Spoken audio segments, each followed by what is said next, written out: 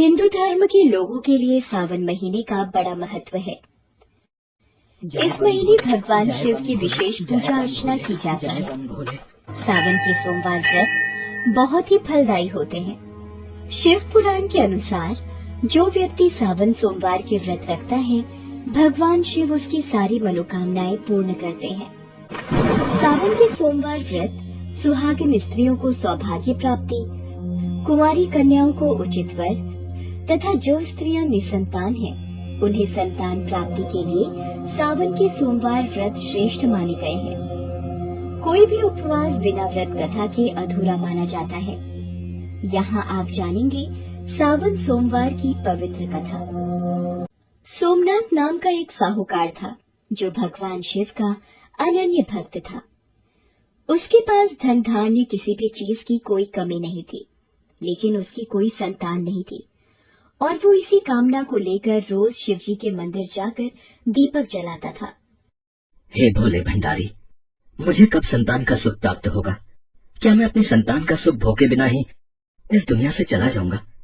भोले भंडारी, आप तो सबकी मनोकामनाएं पूरी करते हो, मेरी विनती भी सुन लो भगवान।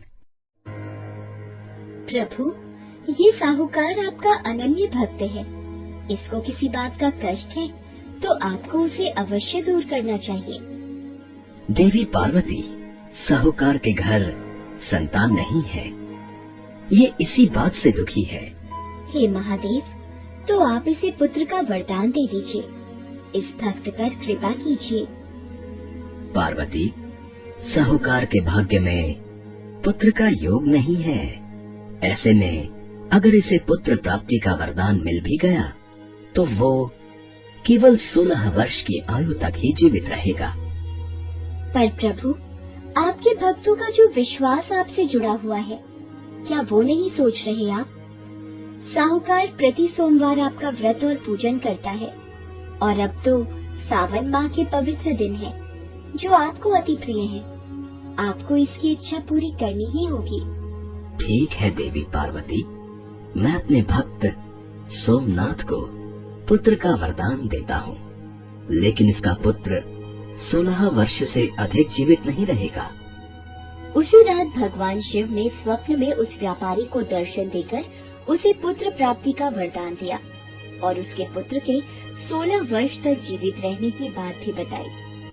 जब व्यापारी स्वप्न से जागा, हे महादेव, एक तरफ मुझे पुत्र देकर संतान का सुख दे दिया और दूसरी तरफ पुत्र अल्पायु होगा। ये मेरे जीवन का सबसे बड़ा दुख मैं जानकी से कैसे छुपा कर रख पाऊंगा? प्रभु, आपकी लीला आप जानते हो। मेरी भक्ति में फिर भी कोई कमी नहीं आएगी। आपके द्वारा दिया वरदान मुझे मंजूर है। व्यापारी पहले की तरह सोमवार का विधिवत व्रत करता रहा। कुछ महीने पश्चात उसके घर अति सुंदर पुत्र उत्पन्न हुआ।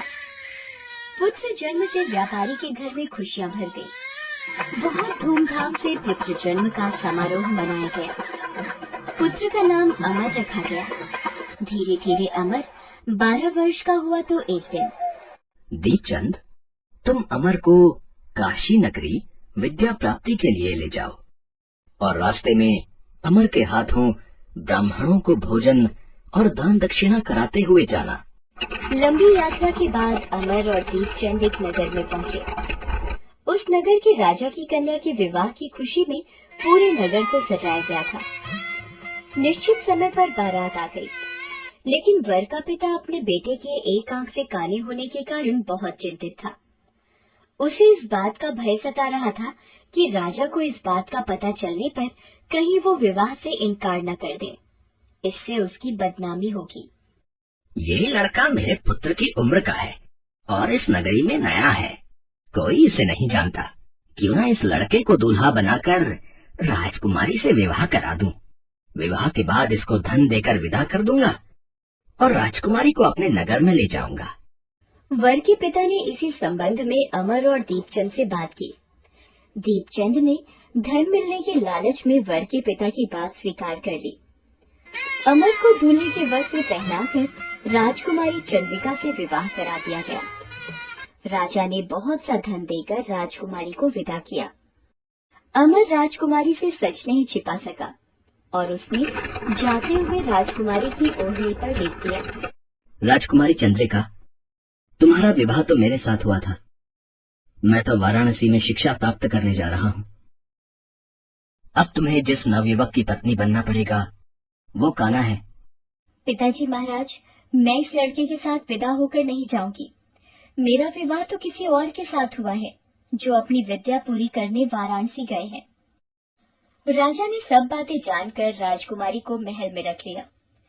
उधर अमर अपने मामा दीपचंद के साथ वाराणसी पहुंच गया। अमर ने गुरुकुल में पढ़ना शुरू कर दिया। धीरे धीरे वक्त बीता। अमर 16 वर्ष का हो चुका था। एक दिन अमर यज्ञ करके ब्राह्मणों को दान दक्षिणा देकर रात के वक्त जब शयन कक्ष में सो रहा था, शिव जी के वरदान के अनुसार उसके प्राण पखेरु उड़ गए। अगली सुबह जब मामा दीपचंद कमरे में आया, अरे, आज अमर सोकर नहीं उठा? रोजाना तो जल्दी उठ जाता है। अमर बेटा, अरे उठ। अरे तू उठ क्यों नहीं रहा? अरे ये क्या? नहीं अमर, तू ऐसे कैसे इस दुनिया से चला गया? अरे अरे ये क्या हो गया? मैं जीजा जी को क्या जवाब दूंगा? अमर मेरे भांजे, अरे उठ बेटा। प्रभु, ये कौन इतना विलाप कर रहा है? कौन भक्त इतना दुखी है? प्राणनाथ, मुझसे इसके रोने के स्वर सहन नहीं हो रहे। आप इस व्यक्ति के कष्ट अवश्य दूर करें। देवी पार्वती, ये तो उसी व्यापारी का पुत्र है। मैंने इसे 16 वर्ष की आयु का वरदान दिया था। इसकी आयु तो पूरी हो गई। स्वामी, आप इस लड़के को जीवित करें, नहीं तो इसके माता पिता पुत्र की मृत्यु के कारण रो रो कर अपने प्राणों का त्याग कर देंगे। आपके परम भक्त साहूकार को उसके वर्षों की सोमवार की पूजा का आप ये फल देंगे? नहीं प्रभु, इस बालक को जीवन दान दीजिए। अपनी पूजा करने वाले साहूकार भक्त की पूजा को सफल कीजिए प्रभु। देवी पार्वती, आज अपनी पूजा करने वाले परम भक्त के लिए मुझे ये विधि का विधान बदलना होगा।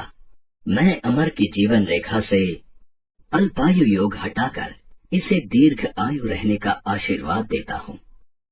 माता पार्वती के आग्रह करने पर भगवान शिव ने उस लड़के को जीवित होने का वरदान दिया और कुछ ही पल में वो जीवित होकर उठ बैठा। शिक्षा समाप्त करके अमर मामा के साथ अपने नगर की ओर चल दिया। दोनों चलते हुए उसी नगर में पहुंचे जहां अमर का विवाह हुआ था। मामा जी, मैं काशी नगरी में रुककर यज्ञ का आयोजन करना चाहता हूँ। भगवान भोलेनाथ ने मुझे नया जीवन प्रदान किया है, इसलिए यही मेरी इच्छा है। ठीक है अमर, हम एक दिन यहाँ रुककर यज्ञ का आयोजन करते हैं। अरे, ये तो वही लड़का है जिससे राजकुमारी चंद्रिका का विवाह हुआ था। महाशय, मेरी पुत्री आपके वियोग में आज भी आपकी प्रतीक्षा में है। उसे स्वीकार कीजिए और मुझे कृतार्थ कीजिए। अमर को देखकर राजकुमारी चंद्रिका बहुत प्रसन्न हुई। दीपचंद और अमर को कुछ दिन महल में रहने का अनुरोध करके राजा ने बहुत सा धन, वस्त्र आदि देकर राजकुमारी को अमर के साथ विदा किया। जानकी, यदि अमर सकुशल नहीं लौटा तो हम यहीं अपने प्राण त्याग देंगे। स्वामी, मैं अपने पुत्र को देखे बिना व्याकुल हो रही हूँ। आपने उसके अल्पायु होने की बात क्यों छिपाई? मेरे लाल को मुझसे दूर भेज दिया आपने। मैं अपने पुत्र अमर के बिना जीवित नहीं रहूंगी। तभी द्वार पर एक सेवक ने दस्तक दी। राजकुमार अमर और राजकुमारी चंद्रिका बस आपके समक्ष पहुंचने ही वाले हैं। आप बिल्कुल भी चिंतित न हो, इसलिए ये खबर उन्होंने भिजवाई है।